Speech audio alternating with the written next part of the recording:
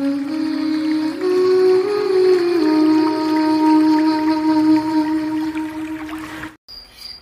తెగిన పిల్లి.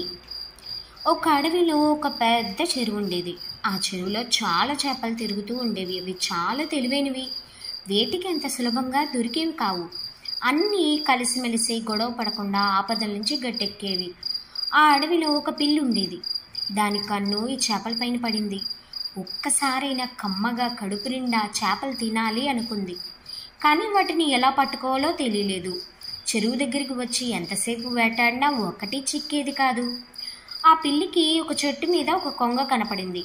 దాని దగ్గరికి పోయి, కొంగమామ కొంగమామ, ఈ చెరువులో చేపలు బాగా లావుగా నిగనిగలాడుతూ ఉన్నాయి, కొన్నింటిని పట్టివ్వవా? చాలా రోజుల నుంచి తినాలని ఒకటే కోరికగా ఉంది అని బతిలాడింది. దానికి ఆ కొంగ నవ్వి, అల్లుడు, ఈ చెరువులో చేపలు అన్నీ చేపల్లా అంత తెలివి తక్కువ కావు. గంటలు గంటలు కదలక మెదలక రాయిలా నిలబడ్డా కాళ్ళ నొప్పులు తప్ప ఒక్కటంటే ఒక్కటి కూడా దొరికి సావదు. అందుకే నేను కూడా ఆశ వదులుకొని వేరే చెరువులకు పోయి కడుపు నింపుకుంటా ఉన్నా అని చెప్పింది. దాంతో పిల్లికి ఏం చేయాలో తోచలేదు. కానీ దానికి ఆ చెరువులో చేపల మీద ఆశ చావలేదు. వాటిని తలుచుకోగానే నోట్లో సర్రని నీళ్లు ఊరుతూ ఉంటాయి. పిల్లి ఒకరోజు అడవికి దూరంగా ఉన్న ఒక నది దగ్గరికి పోయింది. అక్కడ ఒక జాలరి నదిలో వల వేసి చేపలు పడుతూ ఉన్నాడు. ఒక్కసారి విసిరితే చాలు కుప్పలు కుప్పలుగా పడుతూ ఉన్నాయి. ఆహా, భలే మజాగా ఉందే ఇది. దీన్ని తీసుకుపోయి విసిరితే చెరువులో ఒక్క చేప కూడా తప్పించుకోలేదు అనుకుంది. దాంతో ఒక పెద్ద రాయి చాటున దాక్కుని చూడసాగింది. ఆ జాలరి వలలో చిక్కిన చేపలన్నీ తీసి బుట్టలో వేసుకున్నాడు. వలను పక్కన పెట్టాడు. ఇదే సందనుకుని ఆ పిల్లి వలను ఎత్తుకొని పారిపోదామని వచ్చింది. కానీ చేపల వలంటే మాటలా, కనీసం 5-6 కేజీల పైనే బరువు ఉంటుంది. పిల్లి దాన్ని ఎంత గుంజినా అది అంగుళం కూడా కదలలేదు. అబ్బో, ఏమో అనుకుంటే గాని దీన్ని కదిలియడమే చేత కావడం లేదు.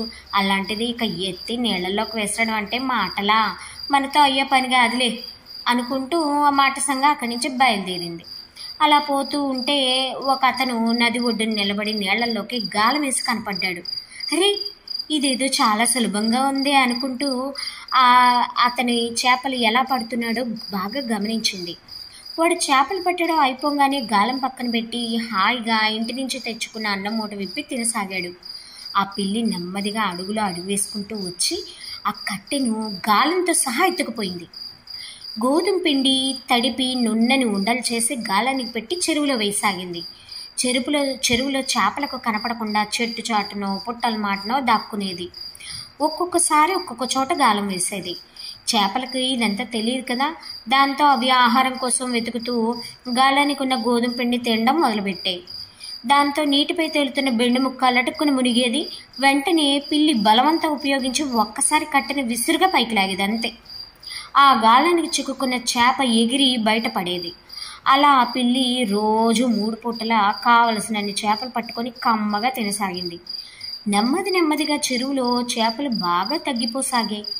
చేపలన్నీ ఏమైపోతూ ఉన్నాయో తెలియక చెరువులో మిగిలిన చేపలన్నీ తలా ఒక దిక్కు దాచిపెట్టుకొని చూడసాగాయి.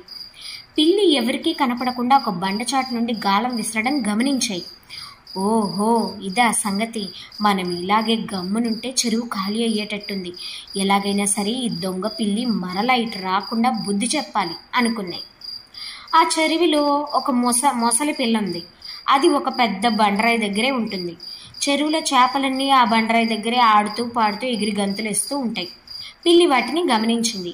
ఆహా, ఈ బండరాయి దగ్గర గాలం వేశానంటే చేపలే చేపలు అని లొట్లేసుకుంటూ ఆ రాయి పైకి చేరుకుంది. ముసలి ఆ బండరాయి కింద హాయిగా నిద్రపోతూ ఉంది. పిల్లి అక్కడ గాలం వేయగానే ఒక చేప పిల్ల నెమ్మదిగా ఆ గాలాన్ని పట్టుకుని సర్రని తీసుకుపోయి అక్కడ నిద్రపోతున్న మొసలి నోట్లో పెట్టింది. ఒక్కసారి గాలానికి ఉన్న బెండు ముక్క మునిగిపోయేసరికి పిల్లి అదిరిపడి కట్టెను విసురుగా లేపింది. అంతే, గాలం మొసలి నోట్లో ఇరుక్కుపోయింది. నోరు సుర్రుమనేసరికి అది అదిరిపడి నిద్రలేచి వెనక్కి లాగింది.